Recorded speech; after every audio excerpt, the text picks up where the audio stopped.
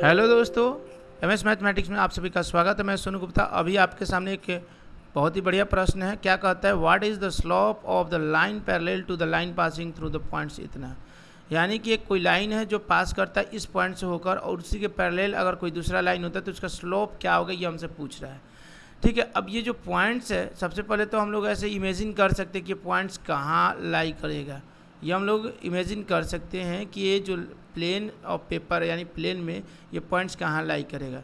-4 कह रहा है, यानी माइनस एक्स एक्सिस की तरफ अगर हम जाते हैं तो इधर जो है वो इधर जाते हैं हम लोग -4 की तरफ, और -6 कह रहा है तो इधर वाई एक्सिस की तरफ हम लोग जाते हैं नीचे की तरफ।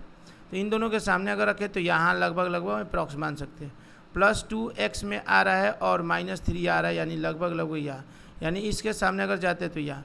तो ये कोई एक लाइन है, मतलब ये समझ लेते यही कोई लाइन है, और यही लाइन के पैरेलल कोई दूसरा लाइन है, तो उसका हमें स्लोप निकालना था। स्लोप निकालने का फॉर्मूला ये होता है, मतलब कि वो जो स्लोप है उससे एकदम सीधे एक लाइन हम लोग खींचते हैं। ठीक है, जो लाइन हम खींचेंगे वो पैरेलल होगा एक्स एक्सिस के पैरेलल लाइन खींचते हैं, जो कि वो टच करता है उस लाइन से जिसका हमें स्लोप निकालना है। और फिर हम लोग क्या करेंगे कि जिसका हमें स्लोप निकालना है उसे ठीक एक परपेंडिकुलर लाइन खींचते हैं। किस पे? तो ये जो है पैरेलल टू एक्स एक्सिस जो लाइन खींचे उस पे, कुछ इस तरीके से। अब यहाँ पर आप फिगर से भी क्लियर कर सकते हैं दोस्तों, फिगर से भी आप क्लियर कर सकते हैं।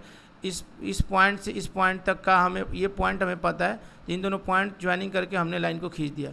ठीक है, यहाँ भी हम ऐसे कर सकते थे, ये वाला पॉइंट था इसको हम लोग खींच दिए, फिर ये वाला पॉइंट से ऐसे खींच दिए, तो ये हमारा एक ट्रायंगल बन गया। ठीक है दोस्तों, ये हमारा एक ट्रायंगल बन गया। और यहाँ पर जो है एंगल, ये लाइन, ये जो ग्राफ लाइन है, इस ग्राफ लाइन से जो एंगल बन रहा है वो थीटा बन रहा है। और ये थीटा जो है, इसी का हम tan अगर निकाल देते, इस थीटा का हम tan निकाल देते तो दैट इज़ कॉल्ड स्लोप। इसी को तो हम स्लोप बोलते हैं दोस्तों। यही स्लोप होता है जिसको हम m से रिप्रेजेंट करते हैं।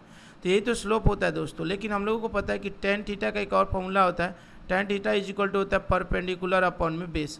तो परपेंडिकुलर यहाँ पर दोस्तों क्या हो सकता है, यहाँ पर आप देख सकते हो वाई एक्सिस हो सकता है, और बेस क्या हो सकता है, एक्स एक्सिस हो सकता है।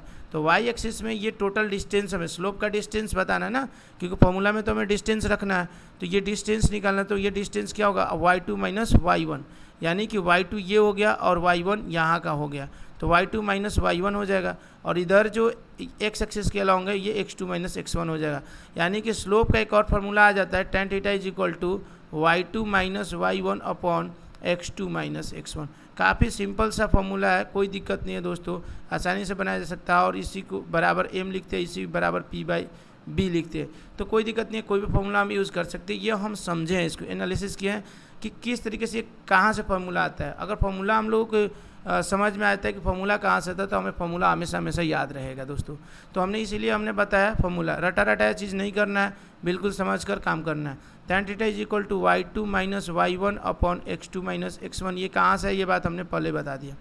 अब यहाँ पर हम लोग के पास दो पॉइंट्स ऑलरेडी दे रखा है, तो y2 ये होता है, y1 ये होगा, ठीक है, और x1 ये होगा, x2 ये होगा। तो आसानी से बनाया जा सकता है, -3y2 है और -6y1 है, और बीच में माइनस का साइन होता है। ठीक है, उसी प्रकार से 2 और -4x2 है, तो या x1 है, सॉरी।